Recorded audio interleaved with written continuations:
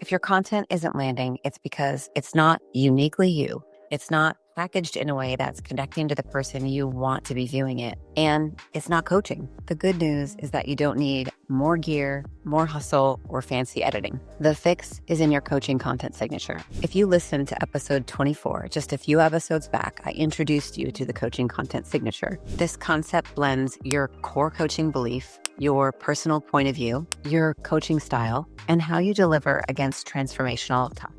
Your coaching content signature is the foundation of all content that you create. But today we're going deeper because even if you've done the work to define your coaching content signature, most coaches I work with struggle with how to bring those ideas to life in a way that are uniquely you. If your ideas sound like every other coach, if they don't break through the noise, if they don't bring a different perspective than what the industry is saying, your content falls flat. So in this episode, I'm going to show you why your content ideas might not be landing, how to filter and sharpen those ideas to actually break through, and how to create content that maximizes value density. Let's get into it.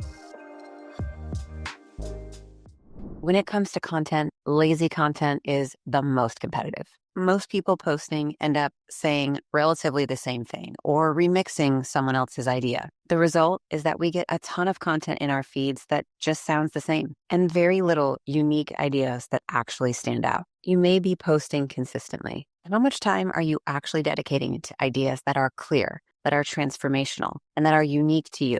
If your content could be swapped with any other coaches and no one would really know the difference, that's an issue. That's why it's not landing. If your ideas don't reflect your core coaching belief, if they don't sound like they're your unique point of view, if they don't answer real client questions or respond to narratives of the industry, they're just more noise. And noise doesn't build trust or stand out. So your coaching content signature is the foundation. It shapes how you position your ideas and it shapes how you show up, the energy you bring. And when you apply it through your ideas and transformational topics, that's how you break through. Now, I want you to go back to that episode and watch it for more detail, but here's a quick rundown. Start with your core coaching belief. Ask yourself if this specific content idea really backs what you stand for. Run it through your unique point of view. Does this sound like me? Does this feel like me? Does it have my unique angle or lens? Does it reflect the way I coach, or does it reframe problems the way that I would in a simple manner? Remember, if your content could be swapped with any other coach and no one would notice, it won't break through.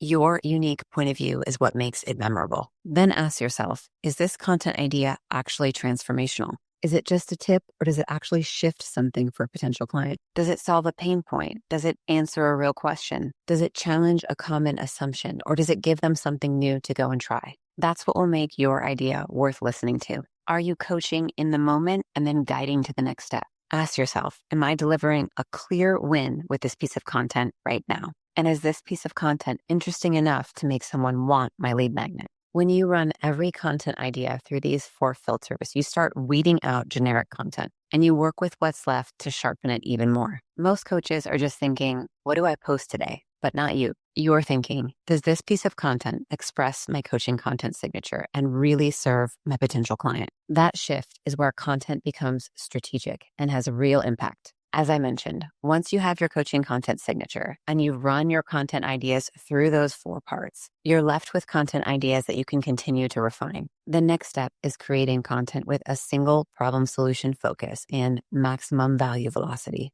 I know that's kind of a new word, but I'm really digging it and I want to break it down for you even further. So here is my 3-step approach to making sure that each piece of content you create is packed with value and solving a single problem for your ideal client. So step 1 is you're going to pick one clear problem to solve. Can you explain the main point of this piece of content in one sentence? If not, it's likely trying to do too much. Often when I'm asked to review reels or content from coaches, it's packing in a ton of knowledge and overwhelming the person viewing. We're solving one problem per video and really breaking it down to the most minimal problem that we can solve. Your audience doesn't binge on confusion, and they don't have time to listen to everything and sort through what's relevant. Each video or piece of content that you create should solve one problem clearly. Part number 2, we're using the cake, steak, broccoli stack to deliver your idea. We're going to lead with something sweet to hook them in. We're going to deliver the steak quickly, right in the first few seconds. This is the real value, the meat of the lesson. And then we're going to tuck in and hide the broccoli. This is the harder truth or the deeper coaching insight that you want to communicate. That structure is going to keep your content engaging while being transformational.